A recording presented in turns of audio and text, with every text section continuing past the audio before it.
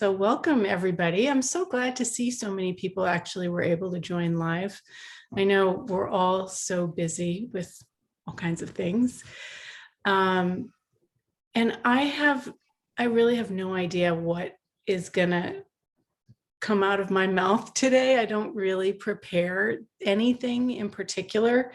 I did have the idea that I want to share with you my experience of, or maybe one of my first experiences with communicating with a spirit, and also just invite you to the possibility that they exist, that it's not that weird. It actually is like everyday stuff. It's just, you know, some things are seen and some things are not seen, but it doesn't mean that they're not here.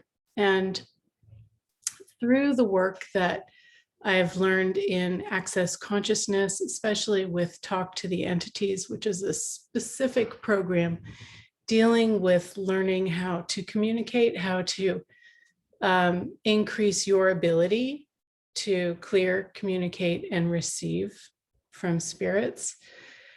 The inclusion of that into your life creates something so beyond what most people would think. And the thing is that we all have choice about it. It's not something you have to do. But a lot of people find that when they turn towards this ability, that their life gets easier, that the aches and pains in their body go away, that the paranoia or anxiety, other things that we experience are not health issues. They're actually awarenesses that we have of things that maybe we're not asking questions about. And many, many times it turns out to be entity awareness. And what would it be like to turn towards that?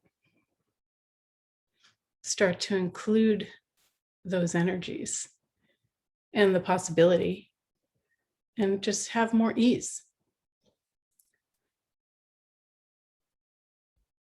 So welcome to the new people jumping on. There's a huge amount of energy that just started to rush in. So I'm going to ask everybody if you would please take a deep breath, lower your barriers. When we start talking about spirits, like they all like come in and it's like, oh, this energy here. So take a deep breath, expand out. Thank you. Wow, that feels better for me.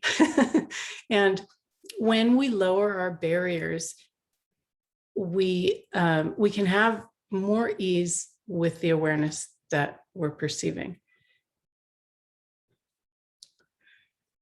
Okay, cool. So I'll just talk a little bit about my growing up and my experience with communicating with my brother. I was always interested in psychic abilities, telepathy. I thought it was cool. How do you guys see it? Do you think it's cool and fun and neat, or is it like, oh God, no, that's not? Yeah, cool.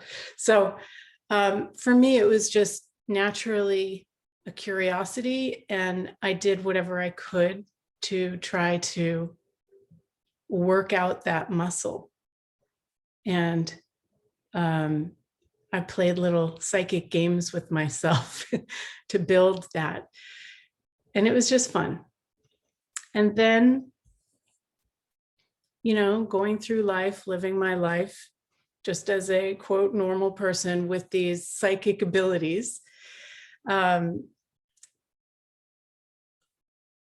right around my brother's 30th birthday, he, like, we all could sense, actually, in our family, we all could sense that there was something that was going to happen. And there was like this tremendous sense of urgency to connect with him. And I remember trying to get him to come out and visit me. I just knew something was going to happen. And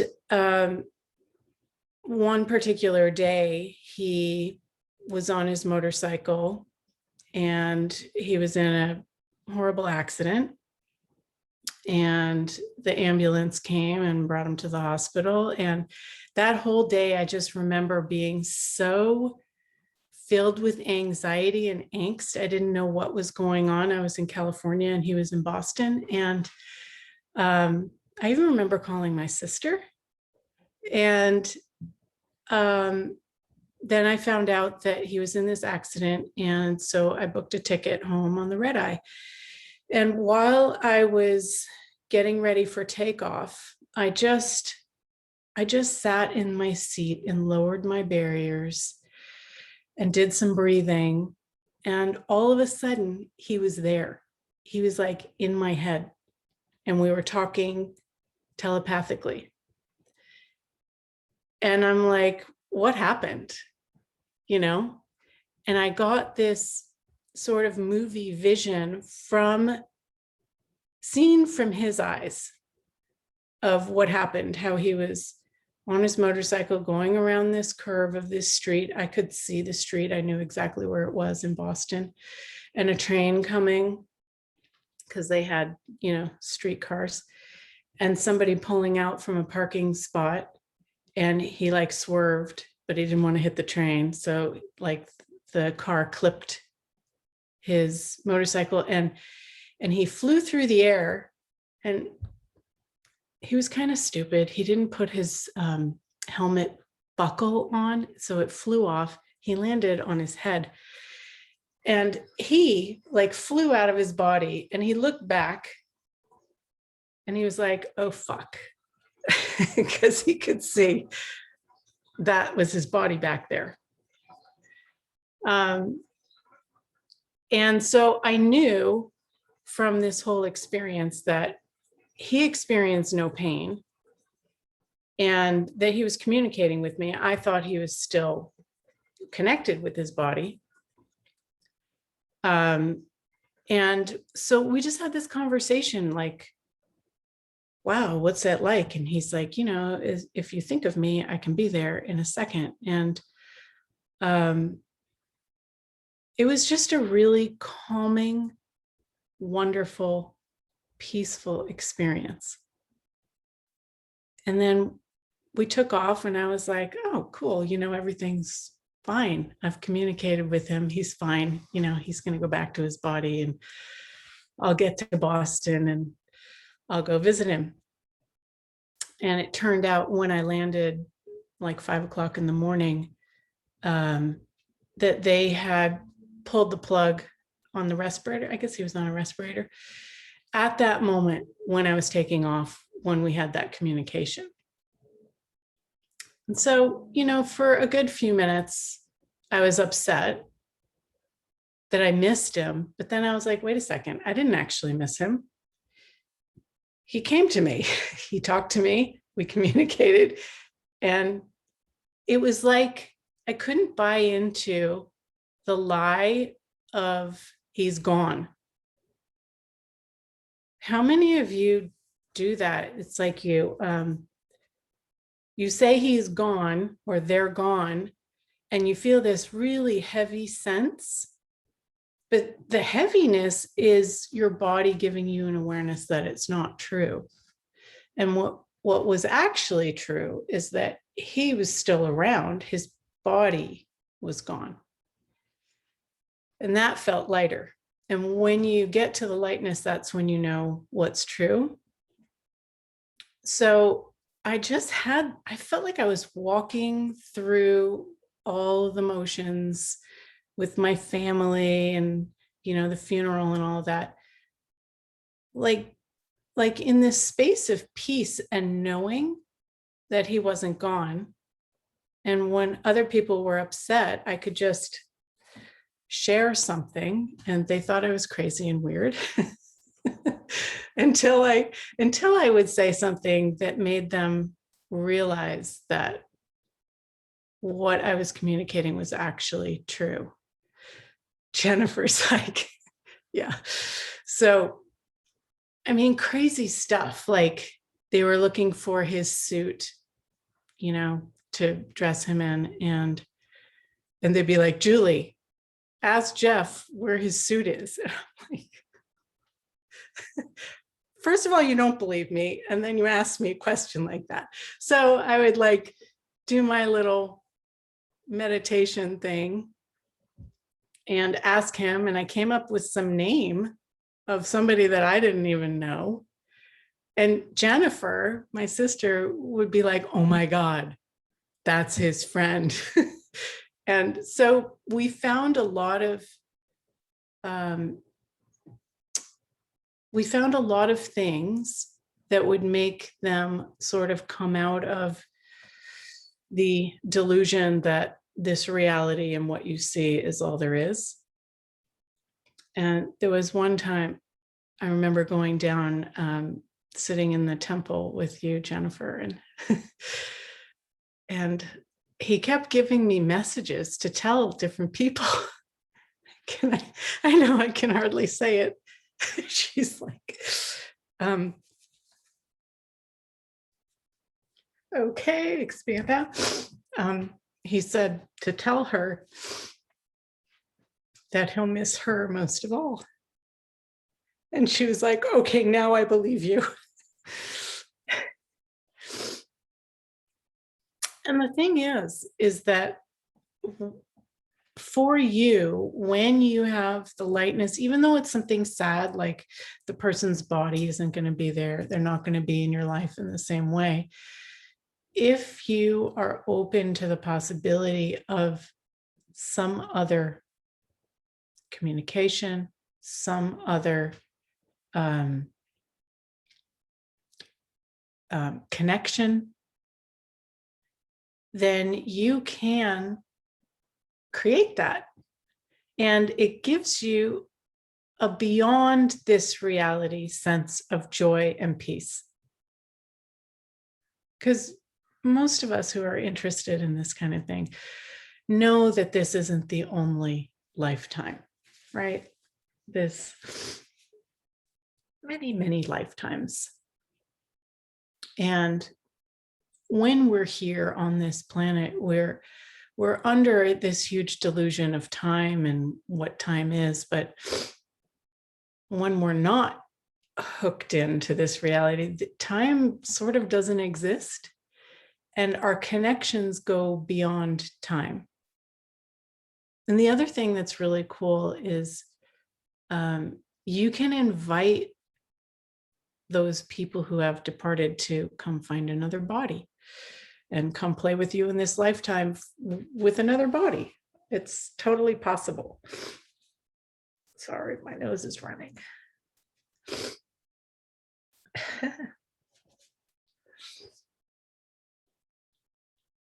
So there's not only people entities, people who leave bodies, but there's also entities that are things. Car is an entity, a house is an entity, a song is an entity. There's all kinds of spirits.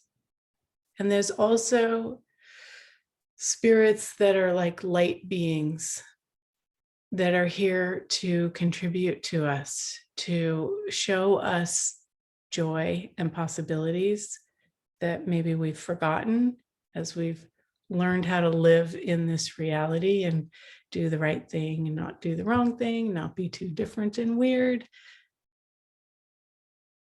So turning towards this spirit world and starting to open to it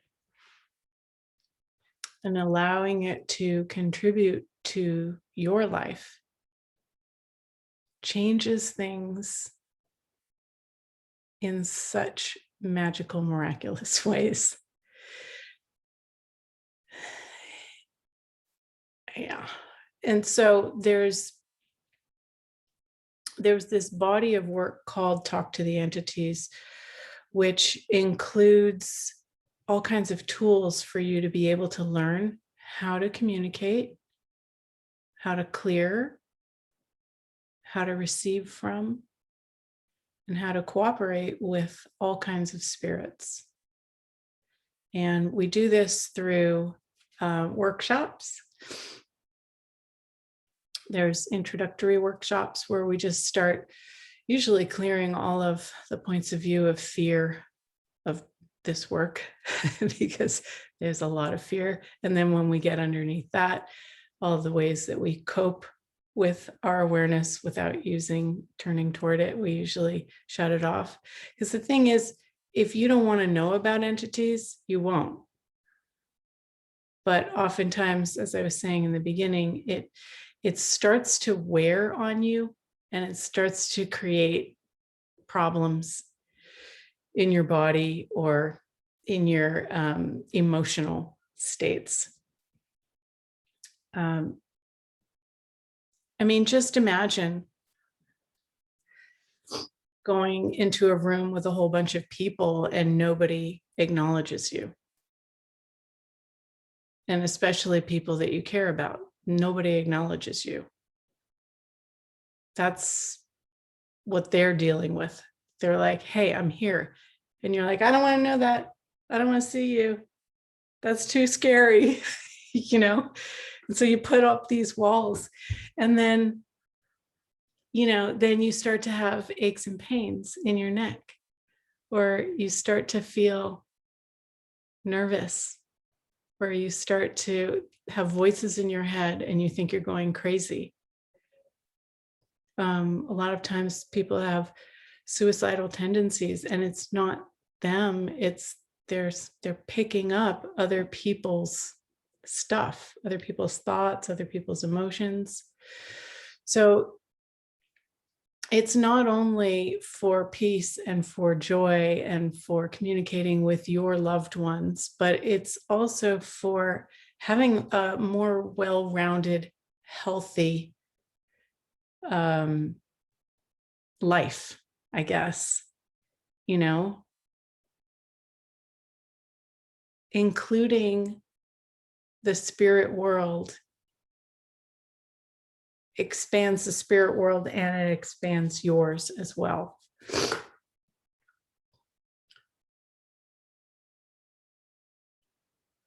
I wonder if you have any questions right now.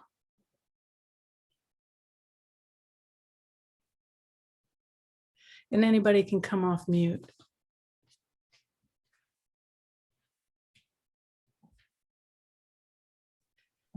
I have a question. Yeah.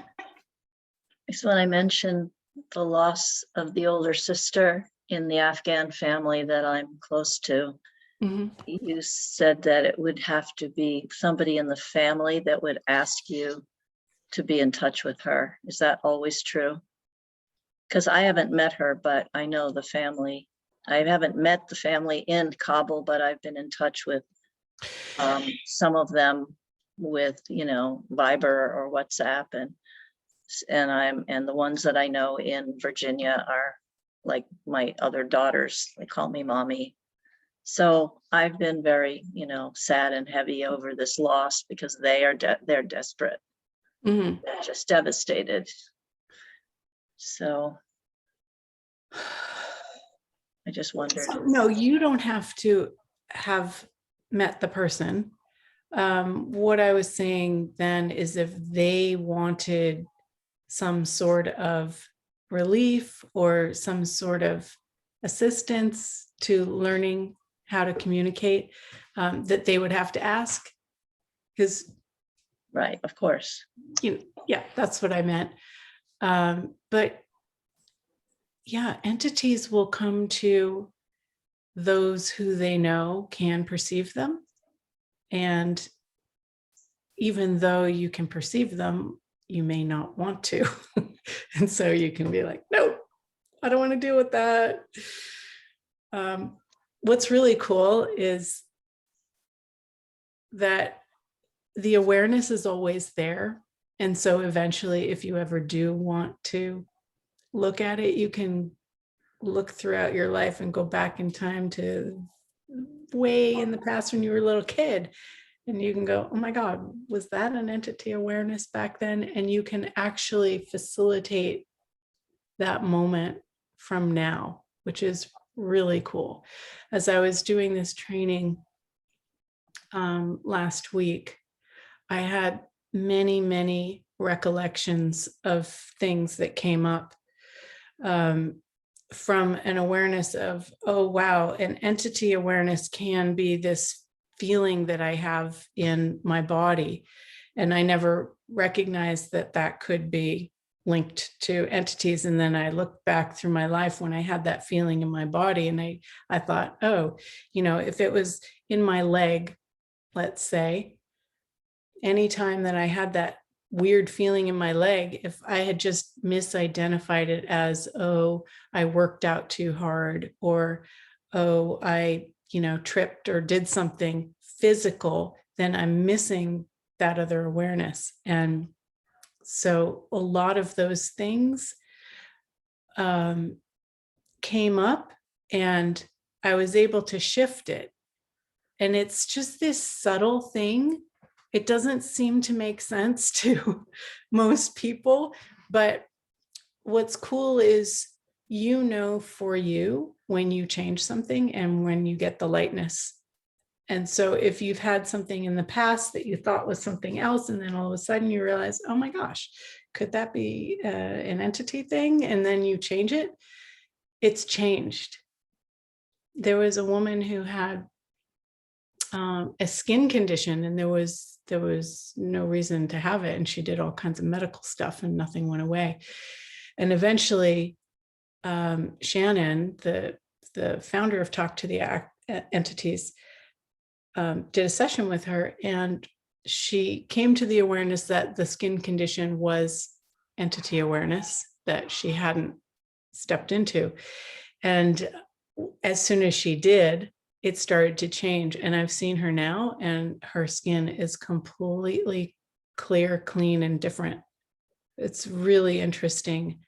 Each one of us has very different awareness about entities and how it shows up for us. And so going through the course and learning the tools and seeing how it is for each one of us strengthens that muscle. And at the same time, as you strengthen the muscle and you have more awareness, it expands your ease and it expands your joy. And it can also expand your bank account.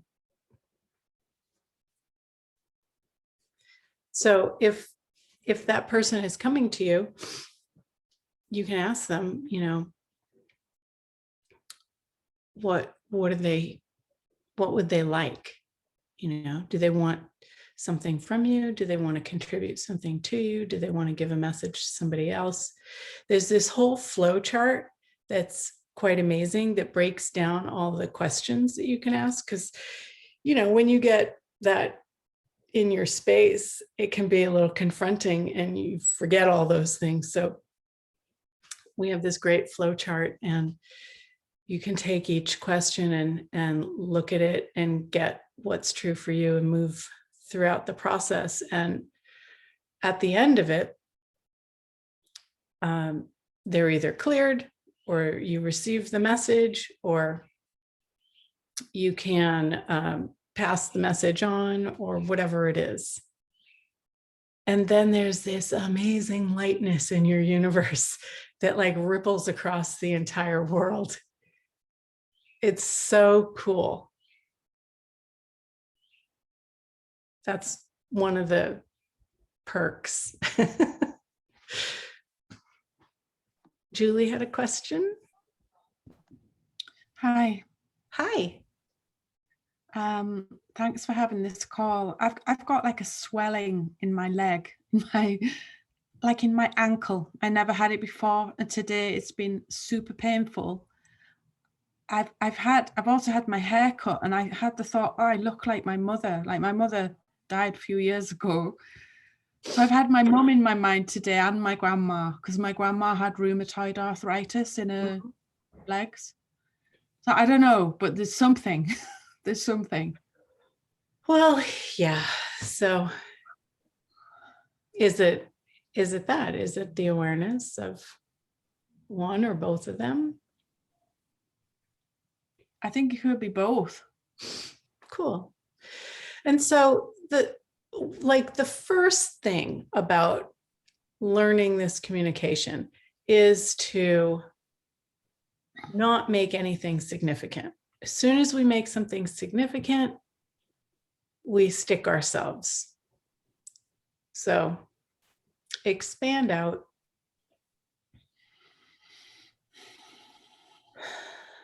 And just acknowledge, oh, hi, are you here to give me a message? Do you want something from me? Do you want to just say hi?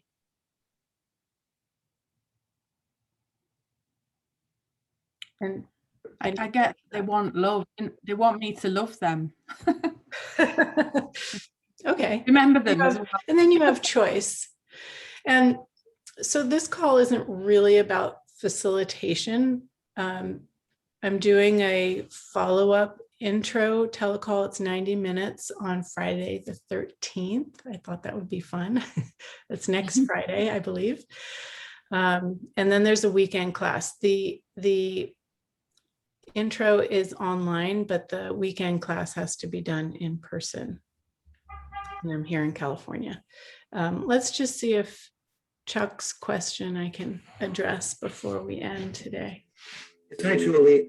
I was wondering if you have had any experience with pets or animals. I have had sense of my dog Happy. He passed away in March. He would have been 17 in May. And got a sense of his presence and visualizing him. And there were multiple signs that have been sent from the other side, just as reminders and consolation of him. So that's the one question. Second is if someone communicates through someone else, would that other person be a medium as well?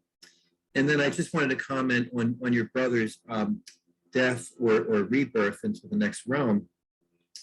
The idea of him saying he didn't experience any pain at that time in the separation of the body.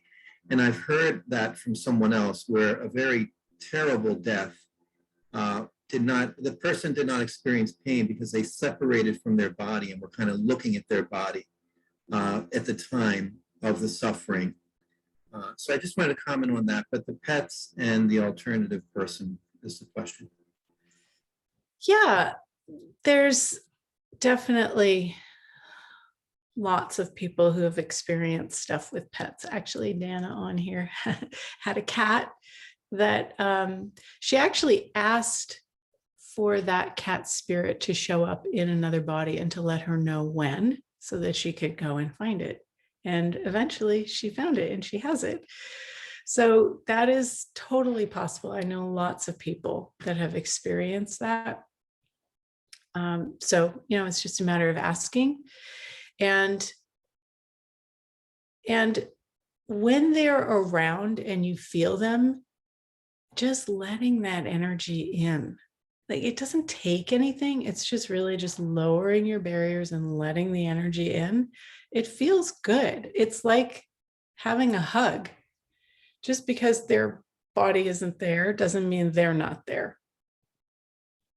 So yeah, that's probably where I would start the intro is everywhere you've misidentified people's being with their body or pets being with their body. Instead of recognizing that there's both, and there's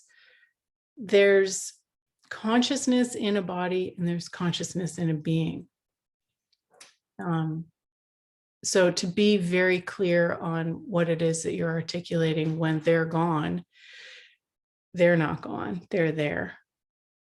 It's their body is transformed and they have transformed. And what would you like now? How would you like to create your relationship now?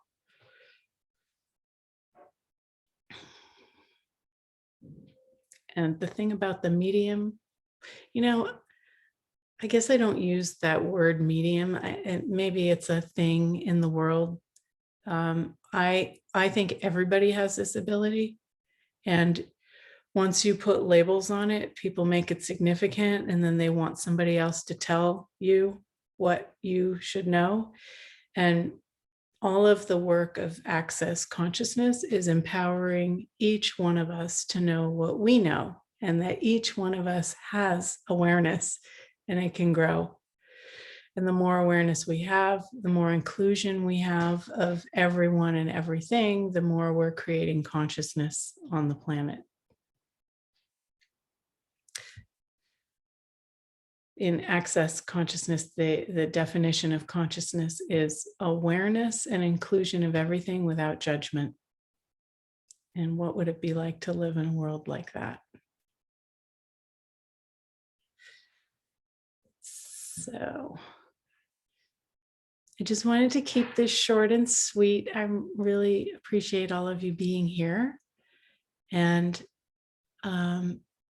I really hope that if you have any interest, please choose more of this, whether it's this coming intro or something in the future or some other person. There's hundreds of us in the world. It just adds so much to your life. And I encourage you to choose it. And reach out if you want me to come to your town and do some intros there. I think that would be fun. Anything else before we end? I think there was one more question. I didn't see who it was, but there was one more person. Oh, go for it. It's me. Yes. It's me. I got a question. You said you addressed loved ones. What about the ones aren't wanted in your life that are sucking you dry? There are tools for dealing with that as well. And we will go over that in the intro. Absolutely. Yes. Thank you. You're And so welcome. I wonder at the word entity. I think it's kind of an off-putting word. I'd rather use spirit or something a little lighter, Yeah. because Well, I've heard the word entity in a negative term. Entity is simply a being that has an identification with a body, or no, sorry, that doesn't have an identification with a body. And, we can just clear all of our points of view and just receive it as it is. And you can use whatever word you like.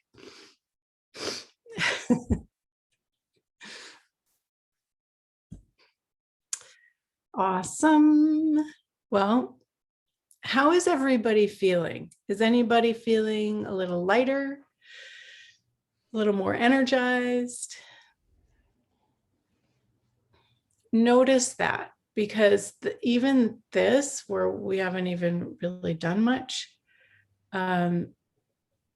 gives you the tiniest sense of what occurs when you start to include more in your life. And what else is possible? Cool.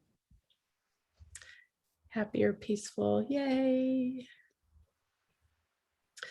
All right, well, come and play. Love to see you again. Take care, everybody. Thank you. Thank you, Julie. Thank Thank you. you. Thank you. you. Thank, Love this. thank you. Thank you. Bye-bye. Thank you.